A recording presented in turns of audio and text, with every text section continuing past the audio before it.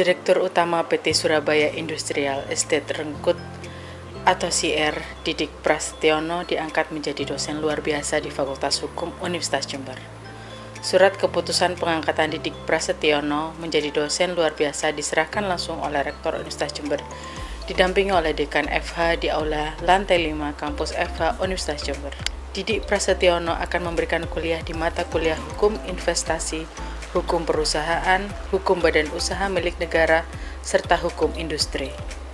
Kesediaan Direktur Utama PT CR menjadi dosen ditandai dengan kuliah umum mengenai profil PT CR dan tantangan bisnis saat ini, serta penandatanganan MOU dengan Universitas Jember.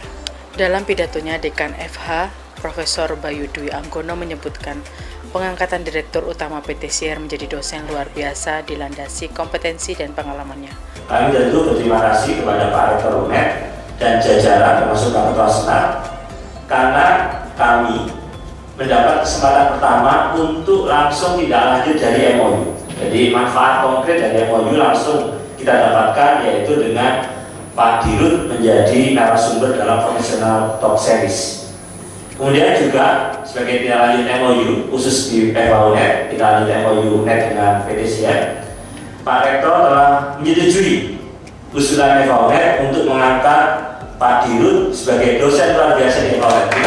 Jadi mulai hari ini beliau akan menjadi keluarga besar PFA-UNED sebagai dosen luar biasa, dosen tidak tetap.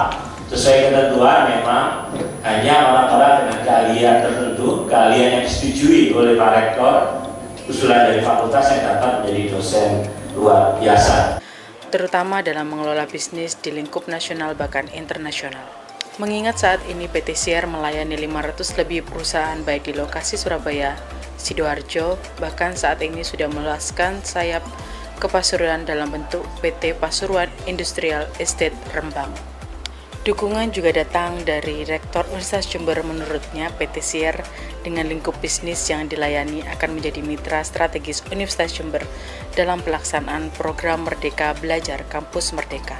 Sementara itu, dalam presentasinya, Didik Prasetyono mengingatkan bahwa dunia bisnis saat ini menghadapi dua hal besar, yakni ketidakpastian akibat konflik seperti perang dan pandemi COVID-19, serta perubahan paradigma bisnis ke bisnis hijau.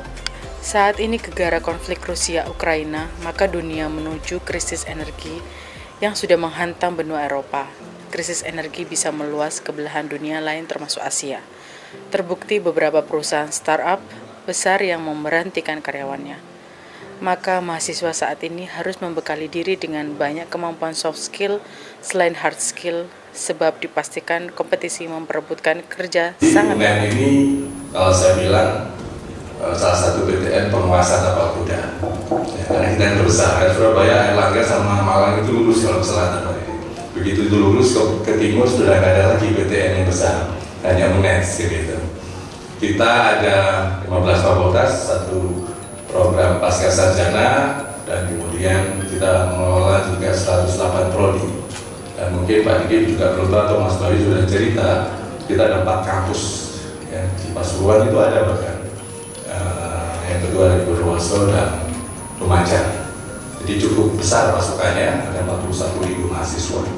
Jadi mulai dari itu, ketika ada MPKM seperti ini, mau tidak mau kita harus banyak mengekstern kerjasama dengan berbagai, entah itu perusahaan, entah itu pemerintah daerah, lembaga negara dan sebagainya, untuk memberi ruang dan tempat bagi mahasiswa kita bisa beraktivitas di berbagai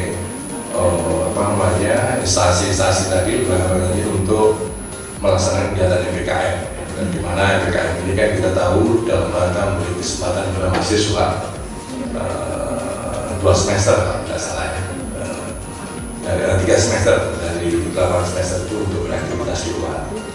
Sebagai informasi, kegiatan Professional Talk Series adalah kegiatan rutin yang digelar oleh FH Universitas Jember dengan menampilkan pembicara para tokoh yang kompeten di bidangnya. Mahasiswa yang berminat harus mendaftarkan diri dulu, mengingat hanya dibatasi sebanyak 150 orang setiap kegiatan. Pembicara yang telah tampil diantaranya Dirut BPJS Ketenagakerjaan dan Direktur SDM PT Pertamina.